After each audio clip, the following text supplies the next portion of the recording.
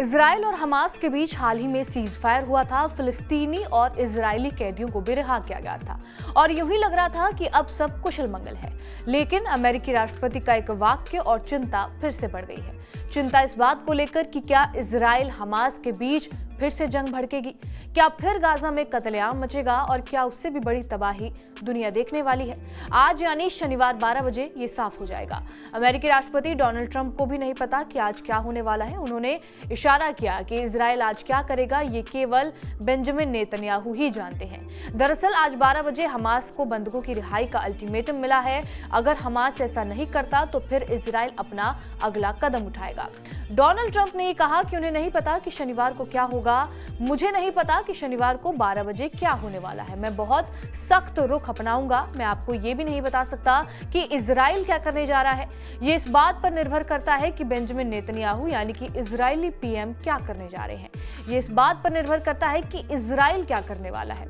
इसके अलावा अमेरिकी राष्ट्रपति ने कहा कि हालांकि हमास ने कहा था कि वो योजना के अनुसार बंधकों को रिहा कर देंगे, लेकिन उन्हें इस पर शक है। ट्रंप ने कहा, आपको ये देखना होगा कि ये हमास ने कहा था कि हम बंधकों को रिहा नहीं करने जा रहे हैं। मैंने कहा था ठीक है, तुम्हारे पास शनिवार को 12 बजे तक का समय है। अब हमास कह रहा है कि हम बंधकों को रिहा करने जा रहे हैं। मुझे वास्तव में लगता है कि उन्हें सभी बंधकों को रिहा कर देना चाहिए। दरअसल जब हमास ने बंधकों की रिहाई से इनकार किया था तो ट्रंप ने उन्हें धमकी दी थी। डोनाल्ड ट्रंप ने पहले हमास को यह चेतावनी दी थी कि अगर योजनाबद्ध बंधक रिहाई नहीं हुई तो गाजा को वो नर्क बना देंगे। हालांकि हमास आज शनिवार को बंधक रिहाई के लिए तैयार हो गया है और 369 बंदियों को रिहा करेगा। अमेरिकी राष्ट्रपति अपनी मंशा जाहिर कर चुके हैं कि वो गाजा पर अमेरिका का कंट्रोल चाहते हैं। वो फिलिस्तीनियों को कहीं और बसाना चाहते हैं।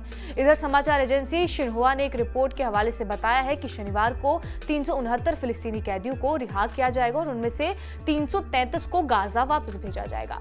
बाकी 10 को वेस्ट बैंक में उनके घरों में वापस भेजा जाएगा और एक को पूर्वी यरूशलेम में रिहा किया जाएगा, जबकि आजीवन कारावास की सजा पाए हुए बाकी 25 कैदियों को या तो गाजा भेज दिया जाएगा या फिर मिस्र के जरिए विदेश भेजा जाएगा।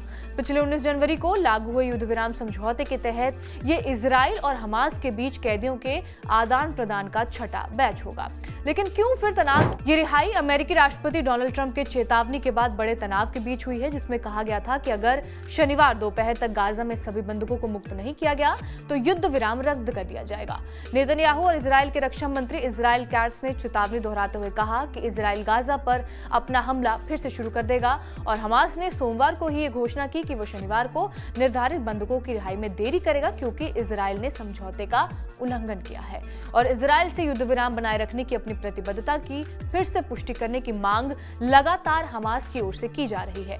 बहरहाल इस खबर के ऊपर आपकी क्या प्रतिक्रिया है, हमें कमेंट करके जरूर बताएं। बाकी देश और दुनिया की तमाम बड़ी खबरों से अपडेटेड रहने के लिए सब्सक्राइब करिए TV9 भारतवर्ष।